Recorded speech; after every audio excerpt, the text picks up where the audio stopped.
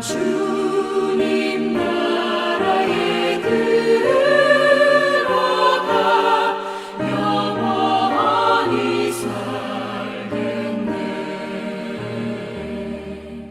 시온산보다 더 찬란한 저 천상 떠나서 이 세상 오신 예수님 참의 구세주.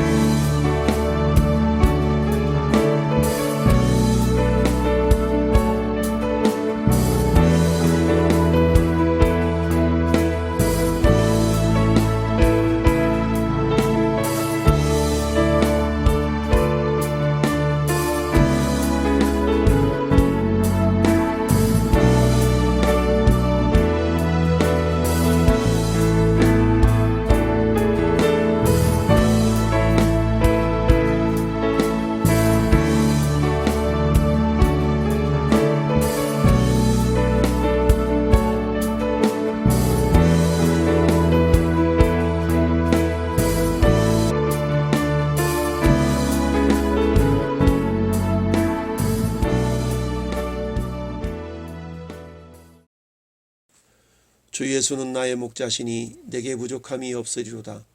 그가 나를 푸른 풀밭에 누이시며 쉴만한 물가로 인도하시는도다. 내 영혼을 소생시키시고 자기 이름을 위하여 의의 길로 인도하시는도다.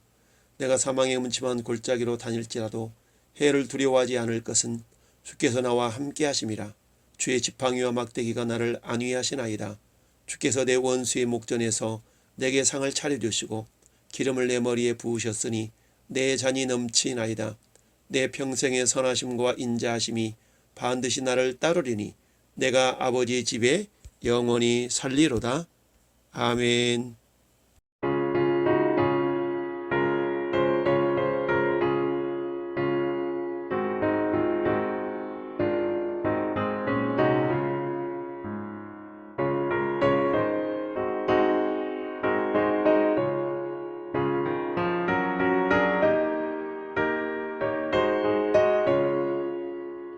하늘의 찬송이 들리던 그날 죄악이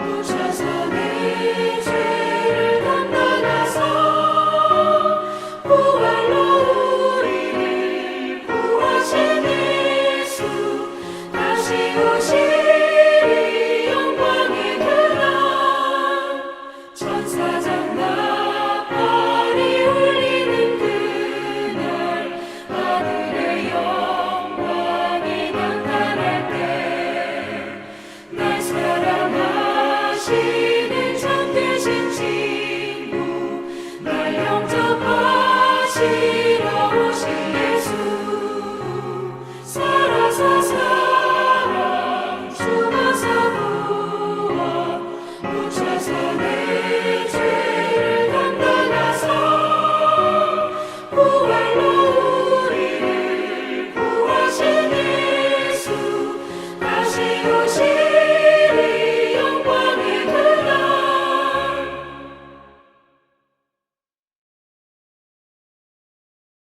630장 진리와 생명 되신 주.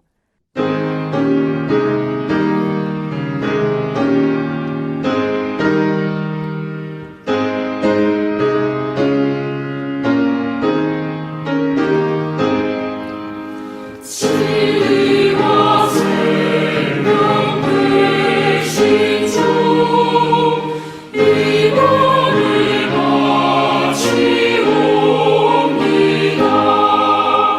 믿음과 소망 사랑에 악마는 되게 하소서.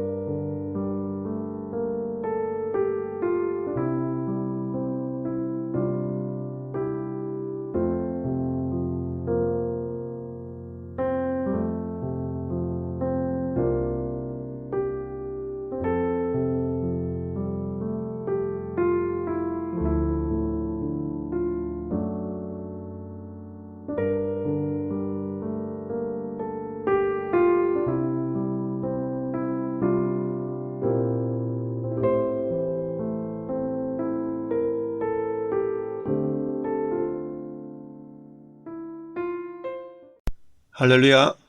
오늘은 사망 권세 이기시고 부활하신 예수님께 감사하는 날이요, 찬양하는 날이요, 예배하는 날입니다. 벚꽃은 활짝 피어났지만 몇 날을 견디지 못하고 이내 지고 맙니다. 더군다나 많은 봄비가 내려서 벚꽃잎 떨구기를 재촉하고 있습니다. 벚꽃의 생명을 보면서 인생의 덧없음을 깨닫습니다. 해마다 돌아오는 부활주의를 맞이하면서 여러분은 어떠한 감동이 있습니까? 저는 과연 몇 번의 부활주의를 마치고 주님이 다시 오실까 하는 기대와 설렘이 있습니다. 특히 코로나19로 말미암는 여러 가지 제약 속에서 벌써 두 번째 부활주의를 맞이하고 있습니다. 매일같이 500여 명의 코로나19 감염 환자가 발생하는데요. 모두들 힘겨워하지만 시간은 멈추지 않고 흘러만 갑니다. 마찬가지로 주님 만날 날이 하루하루 다가오고 있음을 우리는 잊지 말아야 합니다. 우린 지난 40여일 동안을 사순절이라는 기간으로 정해서 주님의 고난의 의미와 부활의 기쁨을 함께 나누는 일에 깨어서 참여하는 믿음을 주님께 보여드렸습니다. 오늘 함께 읽은 본문을 통해서 먼저 하나님이 어떠한 분이신지를 살펴보기를 원합니다. 다 함께 고백합시다. 하나님은 생명의 주인이십니다. 그렇습니다. 죽은 자를 다시 살리신 것은 죄의 삭슨 사망인데 그 사망의 권세를 이기시고 생명을 공급하셔서 부활의 주인공이 되게 하신 것입니다. 따라서 오늘 본문에 예수님의 부활 사건에 나타난 하나님은 생명의 주인이심을 드러내신 사건입니다. 또한 하나님이 역사하실 때에는 죽어도 다시 사는 부활의 주인공들이 될 수 있음을 믿어야 합니다.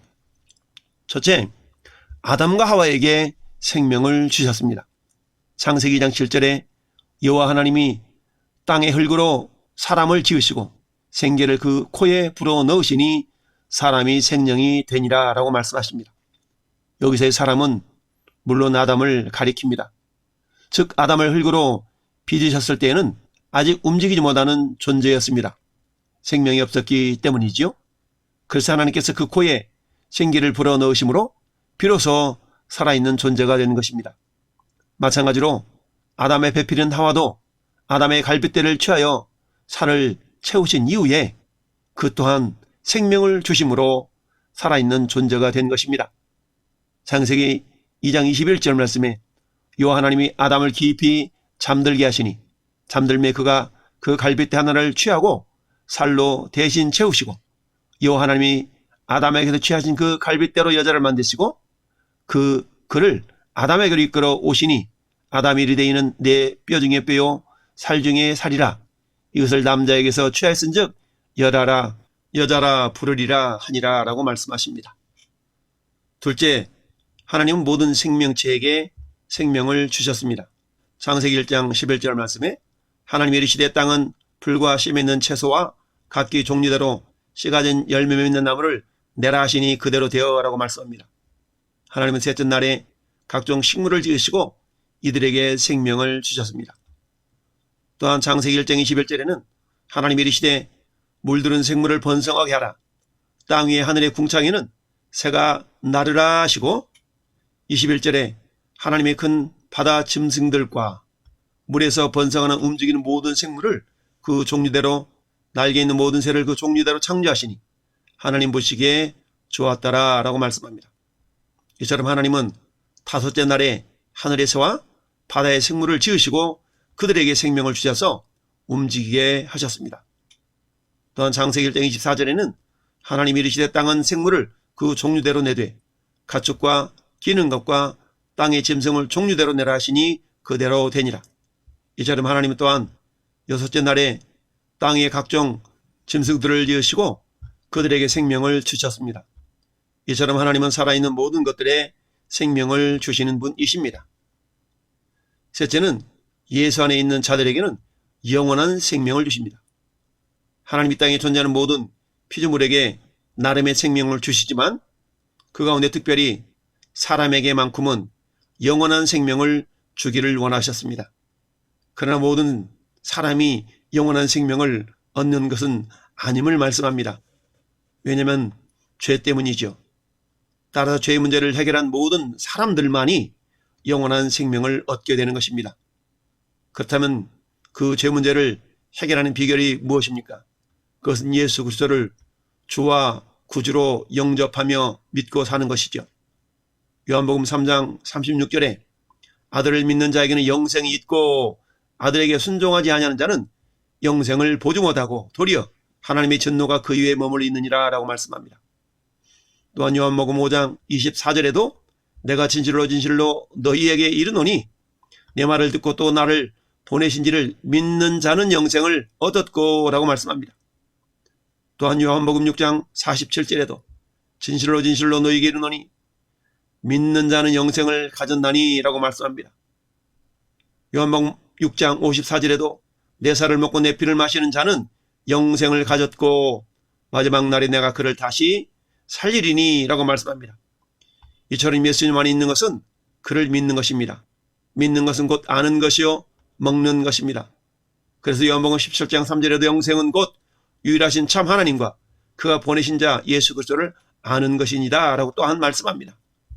이 땅에 존재하는 모든 생명체는 하나님이 주신 생명을 누리는 존재들입니다.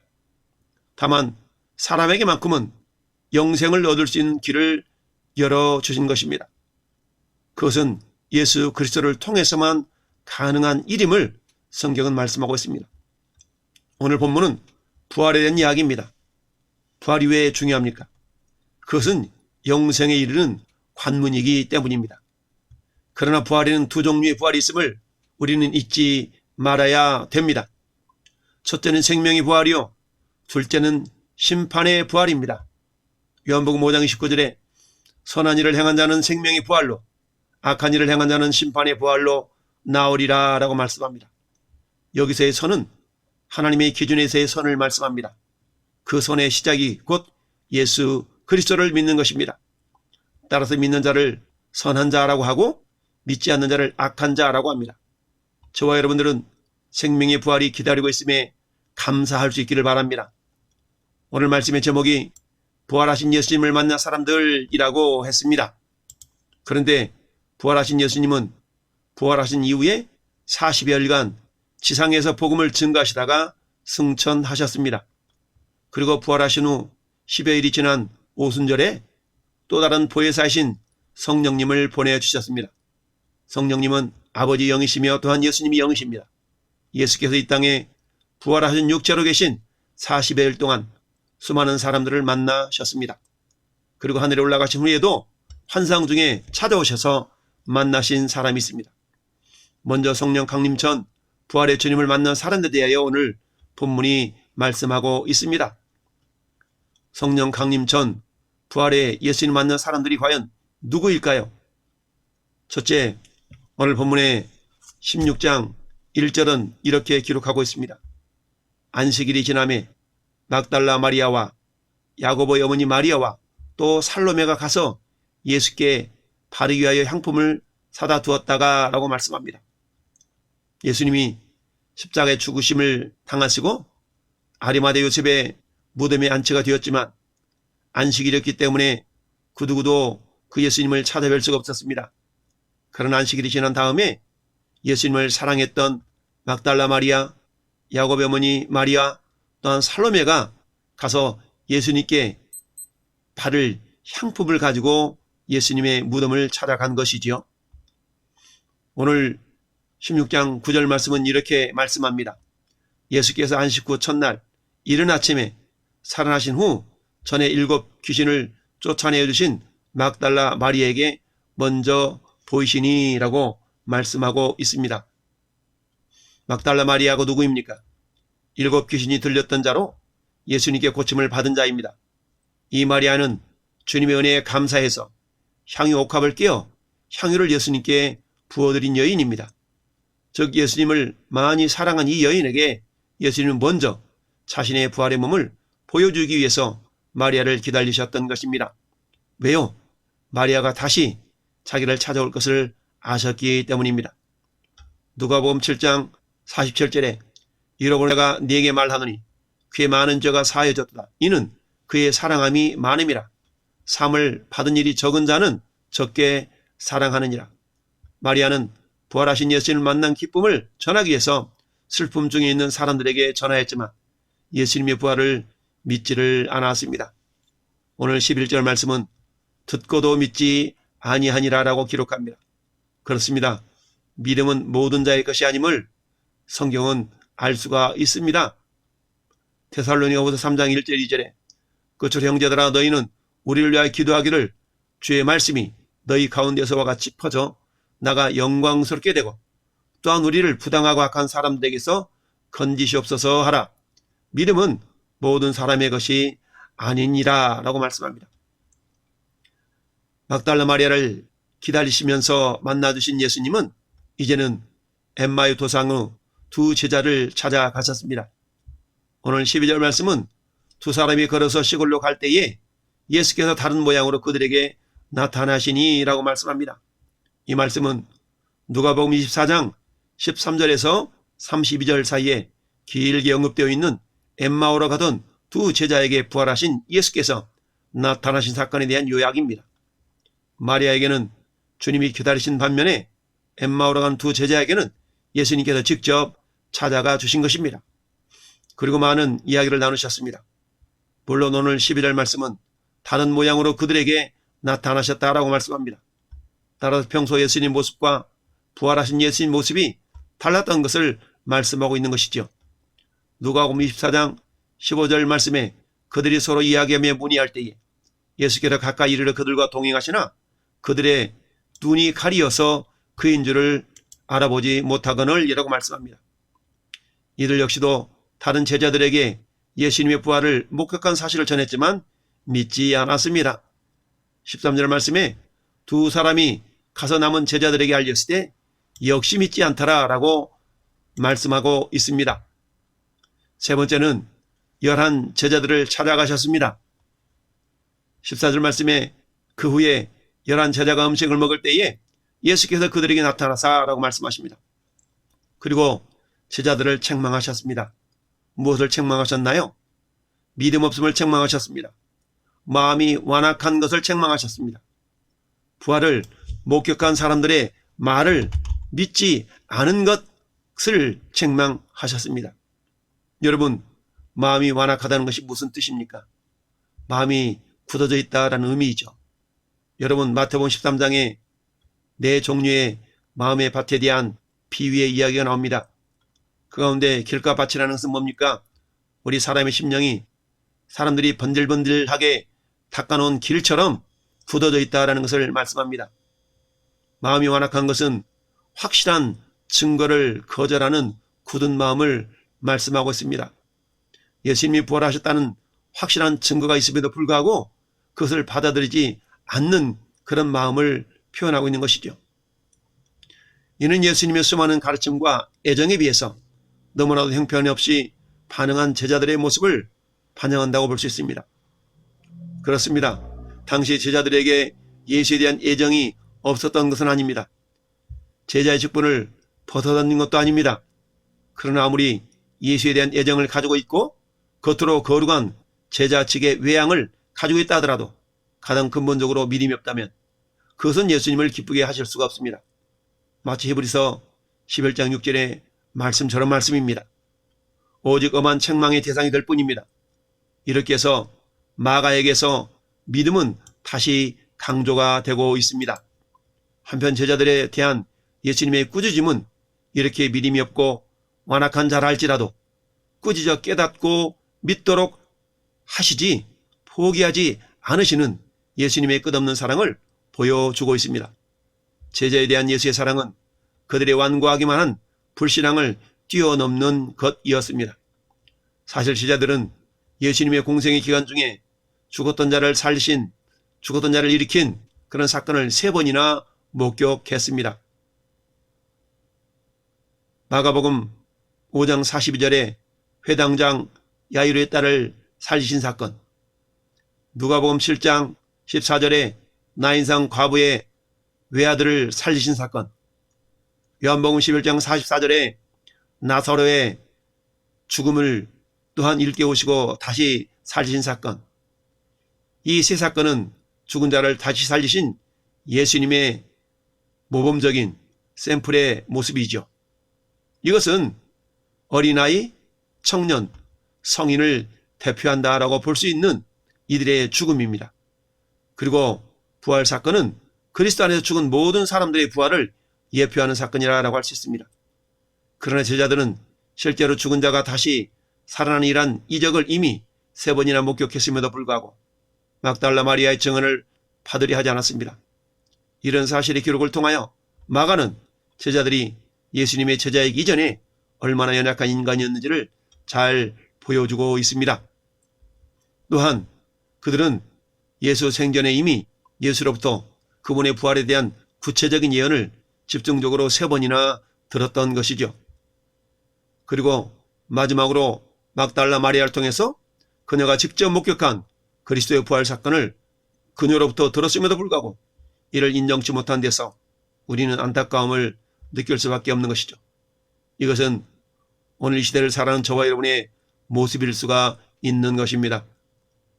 4번째, 주께서 알게 하시지 않으면 알아보지 못한다는 것입니다.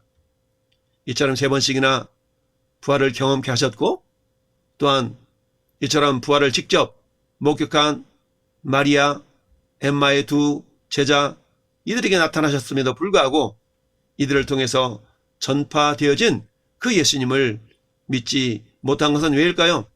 그것은 결국 주께서 알게 하시지 않으시면 알아볼 수가 없다는 것입니다. 누가복음 24장 16절에 그들의 눈이 가려져서 그인 줄을 알지 못했다. 누가복음 24장 31절에는 그들의 눈이 밝아져 그인 줄을 알아보더니 라고 말씀합니다. 그렇다면 16절과 31절 사이에는 무슨 일이 있었을까요? 그것은 예수께서 직접 이 엠마의 2 제자에게 떡을 가지사 축사하시고 떼어 그들에게 주시면서 그들의 눈을 열어주셨던 것입니다. 결국 우리가 예수 그리스도를 구주로 영접하고 부활의 주님을 알아보는 것은 전적인 하나님의 은혜임을 알 수가 있습니다. 구원도 은혜이지만 부활의 주님을 알아보는 것도 은혜임을 알 수 있습니다. 따라서 우리는 주님의 은혜가 날마다 사라지지 않도록 간절히 기도하며 사모하는 수밖에 없습니다. 고린도후서 5장 2절에 참으로 우리가 여기 있어 탄식하며 하늘로부터 오는 우리의 처소로 덧입기를 간절히 사모하노라. 부활의 몸을 간절히 사모한다라고 고백합니다. 또한 베드로후서 3장 12절에도 하나님의 날이 임하기를 바라보고 간절히 사모하라 라고 말씀합니다. 시편 107편 9절은 그가 사모하는 영혼에게 만족을 주시며 줄인 영혼에게 좋은 것으로 채워주시미로다 말씀하고 있습니다. 여러분, 하나님 은혜를 사모하는 자에게 우리 주님은 결코 외면하지 아니하시고 그 사모함 속에 주님의 은혜로 충만케 역사하시는 분인 것을 우리는 믿어야 됩니다. 또한 오늘 세 번째로 성령 강림 후에 부활의 예수님을 만난 사람들에 대해서 살펴보기를 원합니다.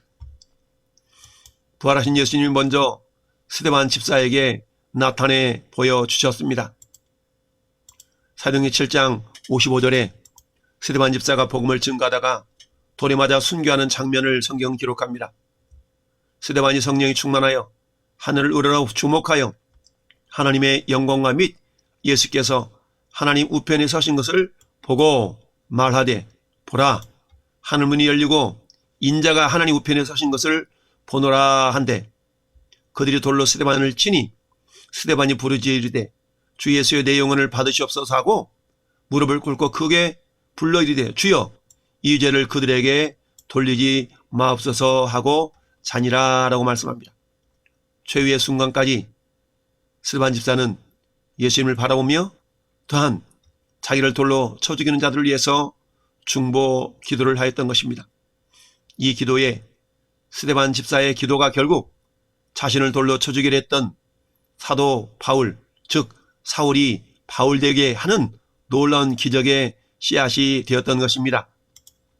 결국 이 스데반 집사의 순교로 인하여서 대사도 바울이 등장을 하게 됩니다.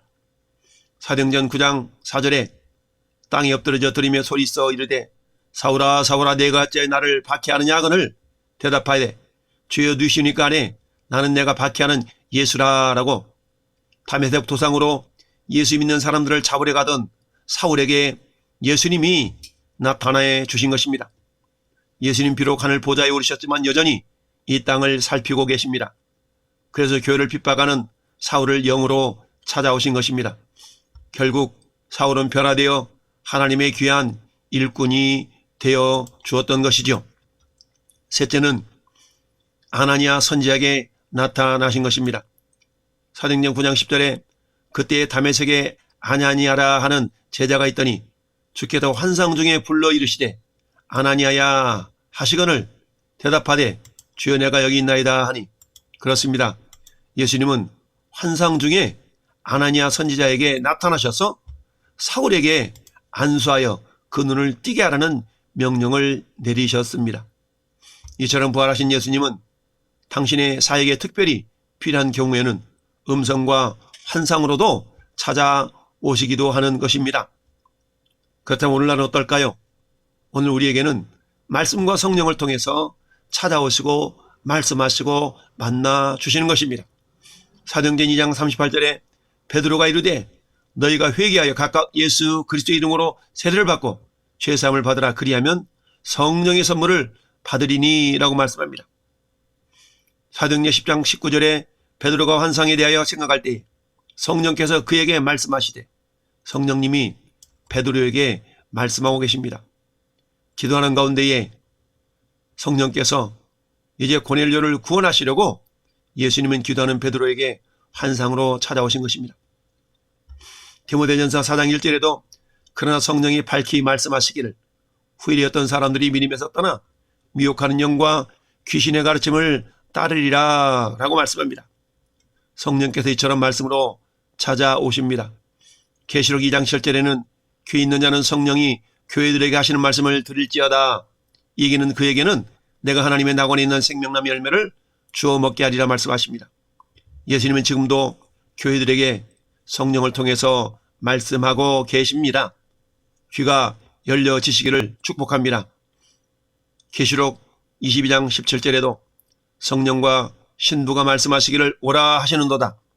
듣는 자도 오라 할 것이요 목마른 자도 올 것이요 또 원하는 자는 값없이 생명수를 받으라 하시더라. 여기서 신부는 먼저 예수 그리스도의 신부로 부름을 받은 거룩한 성도 즉 교회를 의미합니다. 이처럼 예수님 오늘날 말씀과 성령을 통해서 우리를 찾아오시고 말씀해 주십니다. 교회 강단에서 선포되는 말씀을 통해서 찾아오시고 우리 마음에 노크하십니다. 우리의 완악함을 버리고 주 예수님의 음성을 겸손히 청종할 수 있기를 바랍니다. 그렇다면 예수님은 부활하신 이후에 아니 또한 천국에 올라가셔도 왜 제자들에게 또한 다양한 사람들에게 나타내 주셨을까요? 부활의 주님이 나타나신 목적이 무엇일까요? 그 목적을 우리는 세 가지만 살펴보기를 원합니다. 첫째는 믿음을 주시기 위함입니다. 오늘 본문 11절, 13절, 14절에는 믿지 않음에 대한 책망의 말씀을 주님이 하고 계십니다. 따라서 예수님께서 직접 이들에게 나타나신 이유는 이들에게 부활의 믿음을 주시기 위함이었던 것입니다. 누가복음 24장 25절에 이르되 미련하고 선지자들이 말한 모든 것을 마음에 더디 믿는 자들이여 라고 책망의 메시지를 전합니다. 그리고는 누가복음 24장 30절에 그들과 함께 음식 잡수실 때에 떡을 가지사 축사하시고 떼어 그들에게 주시니 그들의 눈이 밝아져 그인 줄을 알아보시더니 라고 말씀합니다. 두 번째, 예수님이 부활하신 예수님이 나타난 이유는 복음을 전파하도록 하기 위해서입니다. 오늘 본문 15절 16절에 예수님의 명령이 나옵니다. 또 이르시되 너희는 온 천하에 다니며 만민에게 복음을 전파하라. 믿고 세례를 받는 사람은 구원을 얻을 것이요 믿지 않는 사람은 정죄를 받으리라. 여기서 복음이 무엇입니까? 그것은 예수께서 우리 모든 죄짐을 다 짊어지시고 십자가에 죽으셨다가 부활하셨다라는 소식을 말씀하죠. 예수님은 제자들을 세상에 복음을 증거하도록 내어보내실 때 무작정 내보내지 아니하시고 영적 무기를 안겨주셨습니다. 그것은 17절 18절 말씀처럼 귀신을 쫓는 권세, 새 방언을 말하는 능력, 무슨 독을 마셔도 해받지 않는 강인함, 병든 자의 병을 고칠 수 있는 은사 등 이런 것들로 무장을 해서 세상에 내어보내신 것입니다. 그런데 이러한 능력은 사용할 때에 그 효력을 발생합니다. 마치 출애굽한 이스라엘 백성들이 이제 요단강만 건너면 가나안 땅이 임하는데 가나안 땅을 밟기 위해서는 먼저 요단강을 건너야 했지요. 그런데 요단강이 갈라지는 방법은 그들이 제사장들이 법궤를 메고 요단강물을 발로 밟을 때에 멈춰지는 이적의 역사가 나타났던 것을 우리는 알 수가 있습니다. 오늘 본문 18절은 그것을 말씀하고 있습니다. 손을 얹은 즉 나으리라. 그렇습니다. 이들이 주님이 주신 권세, 능력, 은사들을 경험하는 비결은 다른 게 아닙니다. 말씀을 전파해보고 손을 얹어서 기도해보고 이럴 때에 경험할 수가 있다라는 말씀입니다. 아멘. 손을 얹을 때 기적을 경험합니다. 부활하신 예수님은 베드로를 다시 부르셔서 복음 증거의 사명을 주셨습니다. 요한복음 21장 17절에 세 번째 이르시되 요한의 아들 시몬아 내가 나를 사랑하느냐 하시니 주께서 세 번째 내가 나를 사랑하느냐 하심으로 베드로가 근심하여 이르되 주님 모든 것을 아시오매 내가 주님을 사랑하는 줄을 주님께서 아시나이다. 예수께서 이르시되 내 양을 먹이라. 내 양을 먹이라는 것은 무엇입니까? 사명을 감당하라라는 이야기겠죠. 사도행전 1장 8절에도 오직 성령이 너희에게 임하시면 너희가 권능을 받고 예루살렘과 온 유대와 사마리아와 땅끝까지 이르러 내 증인이 되리라 하시니라 라고 말씀합니다. 로마서 10장 11절에는 성경이 이르되 누구든지 그를 믿는 자는 부끄러움을 당하지 아니하리라 하시니 유대인이나 헬라인이나 차별이 없습니다. 한 분이신 주께서 모든 사람의 주가 되사 그를 부르는 모든 사람에게 부여하시도다. 누구든지 주의 이름을 부르는 자는 구원을 받으리라. 그런즉 그들이 믿지 아니하는 일을 어찌 부르리요? 듣지도 못한 일을 어찌 믿으리요? 전파하는 자가 없이 어찌 들으리요? 보내심을 받지 아니했으면 어찌 전파하리요? 기록된 바 아름답도다. 좋은 소식을 전하는 자들이여 파리어 함과 같으니라. 그렇습니다. 보내심을 받지 아니했다면 전파하지 못한다. 그런데 우리 모두는 이미 예수님으로부터 보냄을 받은 자들입니다. 그러니까 우리는 어때요? 그 복음을 전파해야 될 사명이 있는 자들인 것이죠. 세 번째, 예수님의 부활의 몸을 제자들에게 보여주신 까닭은 더 좋은 부활의 상이 있음을 믿게 하고 그것을 받게 하시기 위함입니다.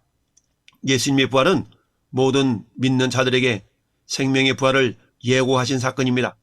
그래서 예수님을 부활의 첫 열매라고 말씀하고 있죠. 고린도전서 15장 19절에 만일 그리스도 안에서 우리가 바라는 것이 다만 이 세상의 삶뿐이라면 모든 사람 가운데 우리가 더욱 불쌍한 자이리라. 그러나 이제 그리스도께서 죽은 자 가운데서 다시 살아나사 잠자는 자들의 첫 열매가 되셨도다라고 말씀합니다. 사망의 한 사람으로 말미암아 죽은 자의 부활도 한 사람으로 말미암느니라. 아담 안에서 모든 사람이 죽은 것 같이 그리스도 안에서 모든 사람이 삶을 얻으리라. 고린도전서 15장 42절은 죽은 자의 부활도 그와 같으니 썩을 것으로 심고 썩지 아니할 것으로 다시 살아나며 욕된 것으로 심고 영광스러운 것으로 다시 살아나며 약한 것으로 심고 강한 것으로 다시 살아나며 육의 몸으로 심고 신령한 몸으로 다시 살아나느니 육의 몸이 있은 적도 영의 몸도 있느니라. 그렇습니다. 우리의 부활의 몸, 이것은 영의 몸인 것이죠. 그런데 다 같은 부활이 아님을 성경은 말씀하고 있습니다. 히브리서 11장 35절에 여자들은 자기의 죽은 자들을 부활로 받아들이기도 하며 또 어떤 이들은 더 좋은 부활을 얻고자 하여 심한 고문을 받되 구차히 풀려나기를 원하지 아니하였다라고 말씀합니다. 여러분, 더 좋은 부활이 있습니다. 더 좋은 부활을 준비하는 지혜와 믿음이 있기를 예수님의 이름으로 축원을 드립니다. 그렇다면 최고의 부활의 상은 무엇일까요? 그것은 예수님의 혼인잔치에 거룩한 신부로 초청을 받는 일입니다. 계시록 19장 6절에 또 내가 들으니 허다한 무리의 음성과도 같고 많은 물소리와도 같고 큰 우리의 소리와 같은 소리로 이르되 할렐루야 주 우리 하나님 곧 전능하신 이가 통치하시도다. 우리가 즐거워하고 크게 기뻐하며 그에게 영광을 돌리세. 어린 양의 혼인 기약이 이르렀고 그의 아내가 자신을 준비하였으므로 그에게 빛나고 깨끗한 세마포옷을 입도록 허락하셨으니 이 세마포옷은 성도들의 옳은 행실이로다 하더라. 천사가 내게 말하기를 기록하라. 어린 양의 혼인잔치에 청함을 받은 자들은 복이 있도다 하고 또 내게 말하되 이것은 하나님의 참되신 말씀이라 라고 말씀하고 있습니다. 그렇습니다. 전에 여러분들이 예수 그리스도의 거룩한 신부들로 자신을 준비할 때에 우리 예수님은 그들을 예수님의 혼인잔치에 초청해 주시는 것입니다. 부활의 목격자들이 예수님의 부활을 증거했음에도 불구하고 대부분의 사람들이 믿지를 않았습니다.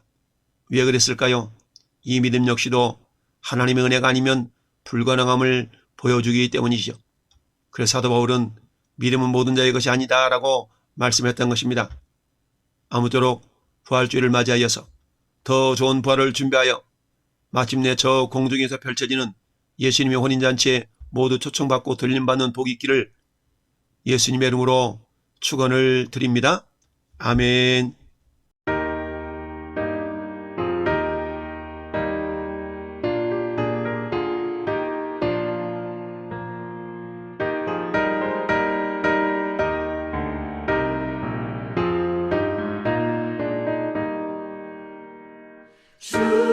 주님께 영광 다시 사신 주 사망 권세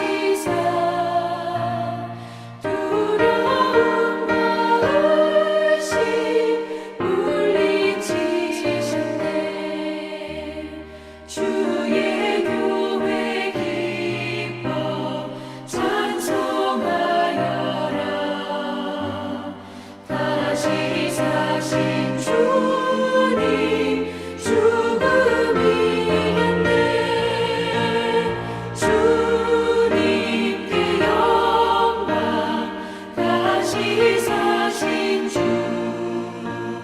사망 권세 모두 이기시었네.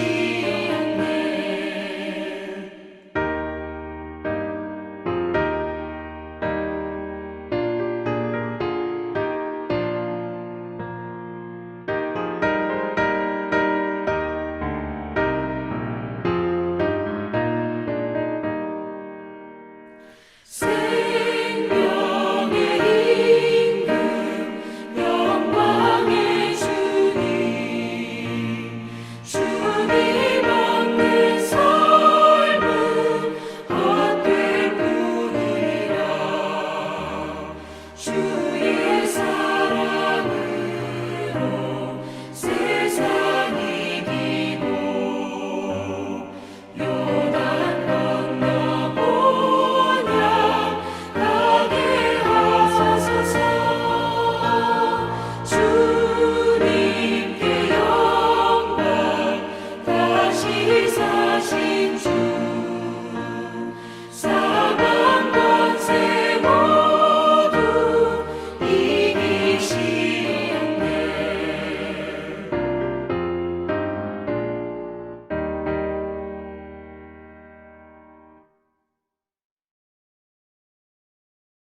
이제는 부활의 첫 열매가 되시는 우리 구주 예수 그리스도의 은혜와 더 좋은 부활을 준비해 놓으신 하나님 아버지의 크신 사랑하심과 오늘도 말씀을 통하여 부활의 주님을 만날 수 있도록 도우시는 성령님의 대주교통 가마음동 1호 역사하심이 더 좋은 부활의 믿음으로 예수님의 거룩한 혼인잔치에 청함받고 택함받은 복을 누리기를 원하는 모든 성도들 머리 위에와 이 나라의 민족 위에 영원토록 함께 있을지어다.